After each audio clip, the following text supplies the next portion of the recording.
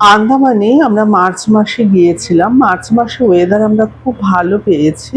তবে জানুয়ারি, ফেব্রুয়ারিতেও ওয়েদার ভালোই থাকে। কিন্তু সমুদ্র ভীষণ উত্তাল থাকার জন্য যে ফেরিগুলোতে সমস্ত বিচে যাওয়া হয়, তাতে অনেকের অসুবিধে হয়। আন্দামানের আমার অনেকগুলো ভিডিও এই চ্যানেলে রয়েছে। তোমরা দেখো, আশা করি তোমাদের ভালো লাগবে। এটা হচ্ছে আন্দামানের সেলুলার জেল। পোর্ট-ব্লেয়ারে এটা অবস্থিত। সেলুলার জেল ভারতের স্বাধীনতা সংগ্রামের এক অবিস্মরণীয় সাক্ষী হয়ে রয়েছে। 1896 থেকে 1906 সালের মধ্যে ব্রিটিশরা এটা তৈরি করেছে। এটা কালাপানি নামে পরিচিত। এই মিউজিয়ামে সমস্ত তথ্য রয়েছে স্বাধীনতা সংগ্রামীদের। জেলে বন্দীদের একটি বিশাল অংশ বাঙালি বিপ্লবী ছিল। এখানে সমস্ত স্বাধীনতা সংগ্রামীরাই বন্দী ছিলেন। জেলটির কাঠামো একটি চাকার স্পোকের মতো 7টি শাখায় বিভক্ত। মোট 698টি কুঠুরি আছে। এখন 3টি শাখা বর্তমান। स्वातंत्र ज्योत शहीदों के रेस्पेक्ट में जलाया गया। पहला ज्योत का उद्घाटन 2004 अगस्त 9 उस समय के पेट्रोलियम मिनिस्टर मणिशंकर अय्यर जी के द्वारा किया गया। 24 आवर्स जलता रहेगा। सेकंड ज्योत का उद्घाटन 28 मई 2016 उस समय के ग्रीस नहीं है, सभी है सिंगल सिंगल सेल्स, और एक नहीं दो नहीं पूरे 693 सेल्स थे। सेल से ही इसका नाम सेलुलर रखा गया। काल है संस्कृत शब्द जिसका मतलब होता है समय, टाइम, मृत्यु। अब कोई कैदी अंडमान आ गया तो समझ लीजिएगा काल के मुंह में चला गया। फिर पानी जो है अंडमान निकोबार द्वीप समूह के चारों तरफ हजारों मील पानी। अब यदि कोई कैदी भागे तो कहाँ तक भागेंगे? आसपास के जंगलों में। अब वहां जाते थे जो आदिवासी थे वो उनको मारते थे। जंगल में खाना भी नहीं मिलता था, मलेरिया पकड़ करके वैसे ही मरते थे। अंग्रेज ढूंढ करके पकड़ते थे तो फिर उनको मौत के घाट उतार देते थे। इस वजह से अंडमान से कोई भाग नहीं पाया और इसी वजह से अंडमान काला पानी के नाम से जाना जाता है। যে গাইডটি আমাদের সঙ্গে ছিল, উনি খুব সুন্দর করে সবকিছু বুঝিয়ে দিচ্ছিলেন, তোমরা শুনলে। আর এটা হচ্ছে ফাঁসি যে দেওয়া হতো সেই ঘরটা, দোতলা মতো করা রয়েছে। সে আগের ঘরই কিন্তু এটা রয়েছে। এই হচ্ছে তেলের ঘানি। এই ঘানিতে বন্দীদেরকে দিয়ে সমস্ত এই ঘানির সাহায্যে তেল বের করা হতো। এখানে এই বন্দীদের অমানবিক অত্যাচার করা হতো। তারই সব রেপ্লিকাগুলো এখানে করা রয়েছে। এক একটা সেলের ঘরগুলো এমনভাবে করা ছিল যাতে কারোর সাথে কারোর যোগাযোগ না হয়। সেই কারণের জন্য একদিকে, যেহেতু এদিকের সেলগুলো দেখছো এদিকের মুখ, আর ওটা অন্যদিকে করা ছিল। সব দরজাগুলোই কারোর সাথে কারোর কোনো রকম সংযোগ করা যেত না। আর বিনায়ক দামোদর সাভারকরও এখানেই বন্দী ছিলেন। তার নামেই কিন্তু আন্দামানের এয়ারপোর্টটা হয়েছে। এগুলো সব আগেকারই পুরনো সব সেলগুলো এখনো অক্ষত রয়েছে। 3টে মতো আছে, আর সবগুলোই ভেঙে নষ্ট হয়ে গেছে। সেখানে একটা হসপিটাল তৈরি করা হয়েছে। আর আন্দামানে কিন্তু সেই হসপিটালে সম্পূর্ণ বিনামূল্যে ওখানকার যারা রয়েছেন সম্পূর্ণ বিনামূল্যে তাদের চিকিৎসা সবকিছু হয়। আর এখানে দেখতে পাচ্ছ সমুদ্রটা চারিদিক দিয়ে যে ঘেরা রয়েছে, সেই কারণেই এখানকার যারা বন্দী ছিলেন সে কারণে তাদের এখান থেকে বেরোনোর কোনো রাস্তাই ছিল না। তারপর আমরা চলে গিয়েছিলাম আন্দামানের পোর্ট ব্লেয়ার থেকে প্রায় 7 কিলোমিটার দূরে অবস্থিত কারবাইন্সকো বিচে। বিচটি অত্যন্তই মনোরম, আর বাঁকা চাঁদের মতন এই আকারটা বীজটির। আর এখানে সারি সারি নারকেল গাছ আর নীল জল। এখানে নানা রকম জলক্রিয়ার জন্য এই বীজটি প্রসিদ্ধ। তারপর আমরা চলে গিয়েছিলাম তিরঙ্গা মেমোরিয়াল পার্কে। ভারতীয় স্বাধীনতা সংগ্রামের একটি অত্যন্ত ঐতিহাসিক স্থান এটি। এটা ফ্ল্যাগ পয়েন্ট নামে পরিচিত। 1943 সালের 30শে ডিসেম্বর নেতাজি সুভাষচন্দ্র বসু এই স্থানেই প্রথম ভারতের জাতীয় পতাকা উত্তোলন করেছিলেন। এটি হচ্ছে আন্দামানের রামকৃষ্ণ মিশন। এটিও ভীষণ সুন্দর। আমরা গিয়েছিলাম, ভেতরের পরিবেশটা খুব সুন্দর। সমুদ্রের একেবারেই কাছে রয়েছে এই রামকৃষ্ণ মিশনটা। ফ্ল্যাগ পয়েন্ট থেকে খুব একটা দূরত্বে নয়। ভেতরে প্রচুর গাছ দিয়ে সমস্ত কিছু সাজানো রয়েছে। তারপর আমরা চলে গিয়েছিলাম ট্রাইবাল মিউজিয়ামে। সেখানেও টিকিট কেটেই ঢুকতে হয়। আর ট্রাইবাল মিউজিয়ামের ভেতরে যেহেতু কোনো রকম ফটো বা ভিডিও তোলা নিষেধ, সেই জন্য বাইরে এদের যে নৌকাগুলো হয় ট্রাইবালদের ওরা তৈরি করে সেগুলো রাখা ছিল, সেখানে ফটোও তুলেছি এবং কিছু ভিডিও করেছি। এই নৌকোগুলো করেই ওরা খাদ্য সংগ্রহের জন্য সমুদ্রে ওরা যায়। তারপর আমরা চলে গিয়েছিলাম সামুদ্রিকা নেভাল মেরিন মিউজিয়ামে। এটাও পোর্ট ব্লেয়ারেই অবস্থিত। এখানে একটা ব্লু হোয়েলের বিশাল বড় স্কেলিটন রয়েছে। এই মেরিন মিউজিয়ামটা ভীষণই সুন্দর। এই হচ্ছে ব্লু হোয়েলের স্কেলিটনটা, বিশাল বড়, দেখতেই পাচ্ছো এইভাবে রাখা রয়েছে।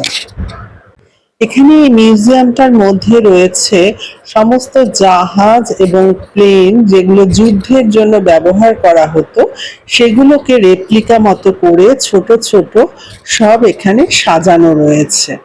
এখানে যে রেপ্লিকাগুলো সব রাখা রয়েছে, কোথায় কোন যুদ্ধে কোনগুলো ব্যবহার হয়েছিল সেগুলো সমস্ত এখানে লেখা রয়েছে।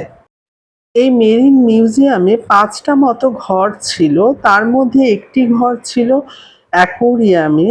সেখানে সমুদ্রের নিচে যে বিভিন্ন ধরনের মাছ, কোরাল, সমস্ত কিছু এই অ্যাকোরিয়ামের মধ্যে রাখা রয়েছে। এখানে স্টারফিশ, আমরা অনেক ধরনের স্টারফিশ আমরা দেখতে পেরেছি। আর এখানে স্টোন ফিশ যেটা ছিল, স্টোন ফিশটা কিন্তু দেখে একদম বোঝা যায় না, ওটা অনেকক্ষণ মানে তাকিয়ে থাকলে তারপর ওটা বোঝা যায় যে ওটা স্টোন ফিশ। আর কোরালও প্রচুর আমরা দেখতে পেরেছি। কোরালও ছিল। সি অর্চিন বলে এক ধরনের একটা জিনিস হয়, সেটা জলের অনেক নিচে থাকে এবং ওগুলো খুব বিষাক্ত হয়, যে কাঁটাটা গায়ে থাকে সেইটা খুবই বিষাক্ত হয়, সেটাও কিন্তু এখানে রাখা রয়েছে। আর এটা হচ্ছে ব্রেন কোরাল। এই কোরালটা জীবিত। এই হচ্ছে সেই সি অর্চিন। এই যে কাঁটাগুলো দেখা যাচ্ছে, কাঁটাগুলো কিন্তু খুব বিষাক্ত হয়। তারপর আমরা দেখলাম স্টোন ফিশ। এই ঠিক এটা হচ্ছে স্টোন ফিশ, একটু সামান্য নড়ছে, দেখতেই পাচ্ছ। এটা হচ্ছে লায়ন ফিশ। তারপর দেখলাম স্টার ফিশ। স্টার ফিশ কিন্তু অনেক রকমের আমরা দেখেছি। আর এটা হচ্ছে সি কিউকাম্বার। এটা জলের অনেক নিচে থাকে। এটা এক ধরনের সামুদ্রিক পোকাই বলা চলে। এটা খুব সামান্য নড়ে। আর এই মাছটার নাম হচ্ছে পিরানা। এর দাঁতগুলো ভীষণভাবে, মানে পাথরও পর্যন্ত এই দাঁত দিয়ে কেটে দেওয়া যায়, এইরকম ধারালো দাঁত হয় এর। আন্দামানে যে বিভিন্ন দ্বীপের নামকরণ যারা করেছিলেন তাদের ছবি দিয়ে এখানে সমস্ত আইল্যান্ডগুলো দেখানো হয়েছে। আর এটা হচ্ছে আগ্নেয়গিরি, ব্যারেন আইল্যান্ডে এটা রয়েছে। এটা এখনো সুপ্ত নেই, মাঝে মাঝে এটা অগ্ন্যুৎপাত হয়। আন্দামানে যে ট্রাইবালরা রয়েছে, 5 ধরনের ট্রাইবাল রয়েছে, তাদের জীবন ধারণ এই মিউজিয়ামে সমস্ত ফুটিয়ে তোলা হয়েছে। সব সব ধরনের ট্রাইবালের মডেল বানিয়ে এখানে তাদের জীবন ধারণগুলো, কিভাবে তারা জীবন ধারণ করে সেগুলো সব ফুটিয়ে তোলা হয়েছে। তারপর আরেকটি ঘরে সমস্ত ধরনের কোরাল আমরা দেখতে পেরেছি, যেমন এটা হচ্ছে ব্রেন কোরাল, তারপর finger coral, mushroom coral, table coral, বিভিন্ন ধরনের কোরাল আমরা সেই ঘরটিতে দেখতে পেরেছি। তারপর আমরা চলে গিয়েছিলাম Mahatma Gandhi marine national park. সেখান থেকে জলিবাই বিচে নিয়ে যাওয়া হয়। আর এখানে পারমিট করাতে হয়, পারমিট করিয়ে তারপর আমরা রওনা দিয়েছিলাম। আর এখানে একটা সি মিউজিয়ামও দেখেছি, এখানে সি কাউ এটা রাখা রয়েছে। মিউজিয়ামের ভেতরে কোরাল, কোরালটা কি জিনিস সেগুলো সব লেখা ছিল। লেদার ব্যাগ টার্টল ছিল। আর ওখানে একটা কাচের একটা বিশাল বড় ঘর মতন করা ছিল, তাতে সমস্ত সামুদ্রিক প্রাণীগুলো রাখা ছিল। আর এখানে লাইট, আর লাইট দিয়ে সুইচ দিয়ে বাটন দেওয়া ছিল, সেগুলো টিপতেই এক একটা জায়গায় লাইট জ্বলে উঠতো আর বোঝা যেত কোনটা কি। এবার আমরা জলিবয় আইল্যান্ডের দিকে যাব। এটা হচ্ছে মহাত্মা গান্ধী মেরিন ন্যাশনাল পার্কের অন্তর্গত একটা সংরক্ষিত প্রবাল দ্বীপ। এটি পোর্ট ব্লেয়ার থেকে প্রায় 30 কিলোমিটার দূরে অবস্থিত। পোর্ট ব্লেয়ার থেকে 1 ঘন্টা মতো লাগে ওয়ান্ডুর জেটিতে। সেখানে গিয়েই কিন্তু এই ফেরিতে আমরা জলিবয় বিচে পৌঁছানো যায়। এই বোটগুলো সকাল 9টা থেকে রওনা হয়। জেটি থেকে বিচে পৌঁছাতে 45 মিনিট মতন সময় লাগে। জলিবয় বিচ অক্টোবর থেকে মে মাস পর্যন্ত সাধারণত খোলা থাকে আর অন্যান্য সময় বন্ধ করে রাখা হয়। মেরিন পার্কের নিয়ম অনুযায়ী এখানে রেড স্কিন আইল্যান্ডেও ঘুরতে নিয়ে যাওয়া হয় পর্যটকদের। যখন রেড স্কিন আইল্যান্ডে নিয়ে যাওয়া হয় তখন জলিবয় বিচটি বন্ধ থাকে। জলিবয় দ্বীপে যাওয়ার জন্য বন বিভাগ থেকেও পারমিট নিতে হয়। ফরেস্ট অফিসিয়াল কাউন্টার ও ট্যুর অপারেটরের মাধ্যমে সেই পারমিটটা করাতে হয়। এই জলিবয় বিচটি একদম নির্জন একটা দ্বীপ। এখানে কোনো হোটেল রেস্তোরাঁ কিছুই নেই। সেই কারণে খাবার এবং পর্যাপ্ত পরিমাণে জল ওয়ান্ডোর বিচ বা পোর্ট ব্লেয়ার থেকে নিয়ে আসতে হবে।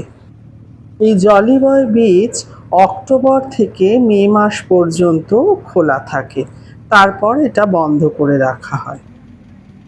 এই জলিবয় আইল্যান্ডটি একদম প্লাস্টিক মুক্ত একটা আইল্যান্ড। এখানে জলের বোতল ও প্লাস্টিকের প্যাকেট নিয়ে যাওয়া কঠোরভাবে নিষিদ্ধ করা রয়েছে। এখানে স্নরকেলিং এর ব্যবস্থাও রয়েছে। সমুদ্রের জলে নেমে প্রবাল ও রঙিন মাছকে খুব কাছাকাছি দেখার সুযোগ পাওয়া যায়। ওয়ান্ডুর জেটি থেকে বিচে আসতে 45 মিনিট মতন টাইম লাগে। এই ফেরিতে আমাদের কিছু স্ন্যাক্সের ব্যবস্থাও ছিল। ফেরিটা আমাদের আইল্যান্ডের থেকে একটু দূরেই দাঁড়িয়েছিল। তারপর আমরা যে ছোট ছোট গ্লাস বোটগুলো ওদের সাথে ওরা নিয়ে এসেছিল সেটাতে করে আমাদের আইল্যান্ডে নিয়ে গিয়েছিল। এই দ্বীপটিতে স্নরকেলিং ও স্কুবা ডাইভিং এর ব্যবস্থাও রয়েছে। যাদের পক্ষে সেটা সম্ভব নয় তারা গ্লাস বোর্ডে এই দৃশ্য উপভোগ করতে পারবে। বোটে করে সমুদ্রের নিচে প্রবাল ও জলজ প্রাণী দেখা যায়। খুবই স্বচ্ছ এবং ক্রিস্টাল ক্লিয়ার জল, খুব সুন্দর প্রবাল এখানে দেখা যায়। এখানে আমরা অনেক ধরনের কোরাল দেখতে পেরেছি এবং বিভিন্ন ধরনের মাছও দেখা গেছে। সমুদ্রের নিচে যে নিমো বলে মাছটা থাকে সেটাও আমরা দেখতে পেরেছি। আর কোরালের মধ্যে finger coral, table coral, mushroom coral সমস্ত কিছুই আমরা দেখেছি। বিচের জলটা যেহেতু একেবারেই স্বচ্ছ ছিল, এখানে যে কালো মতো লাইনটা দেখা যাচ্ছে এগুলো কিন্তু সমস্ত মাছের একটা ঝাঁক, ছোট ছোট সব মাছের ঝাঁক। এটা জলে অতটা বোঝা যাচ্ছে না, কিন্তু কালো লাইন করে সমস্ত মাছগুলো ছিল। সামনে থেকে ভীষণ সুন্দর লাগছিল দেখতে। আর এখানে প্রচুর গাছ ছিল, গাছের শেপগুলো এত সুন্দর, মনে হচ্ছে যেন ছাতার মতন গাছগুলো সব ছায়া দিয়ে রেখেছে। খুব বড় বড় গাছগুলো ছিল। আর এখানে যেহেতু কোনো হোটেল রেস্তোরাঁ এবং থাকবার জায়গা নেই বলে ভীষণ পরিষ্কার পরিচ্ছন্ন ছিল এই দ্বীপটি, দেখতে ছিল অসাধারণ। আমার এই চ্যানেলে অনেকগুলো আন্দামানের ভিডিও রয়েছে, তোমরা দেখো, আশা করি তোমাদের ভালোই লাগবে। আর একটা ভিডিওতে সমস্ত কিছু দেওয়া সম্ভব নয়, তাহলে ভিডিওটা অনেকটাই বড় হয়ে যেত।